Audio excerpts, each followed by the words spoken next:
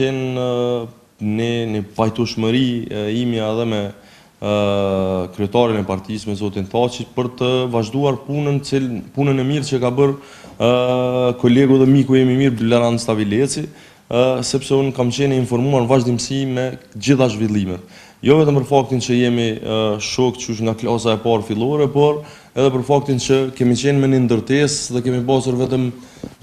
një kat ndërmjet. Gjitha këto punë realisht i kam bërë me interes dhe i vazhdoj të bëj edhe këtë punë me vullnet madh, veçanërisht tash kur po flasim për një sektor që ka një potencial primar në kuptimin e zhvillimit ekonomik në afatin e shkurt dhe afatin e mesëm, dhe ndikimi cilën ka ky sektor padyshim që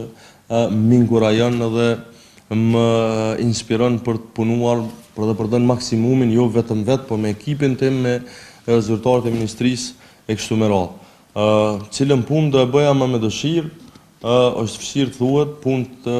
që janë ndërlidhur me sportin dhe me kulturën e kam bërë me dëshirë shumë të madhe. Këto që po i bëj tash janë pashtu me dëshirë shumë të madhe, por edhe thash gjitha punët i kam bërë pse me të vërtetë i kam dashur. Nuk besoj që do të vendosja apo do të pranoja për të qenë ministër në një pozicion apo për të mbuluar një portofol i cili realisht as nuk më intereson apo nuk më jep një satisfaksion. Në këtë drejtim se çka do të ndodhë të ardhmen në politikë është vështirë të thuhet, por unë gjithmonë jam i gatshëm edhe për sfida të reja, edhe për detyra obligime të reja.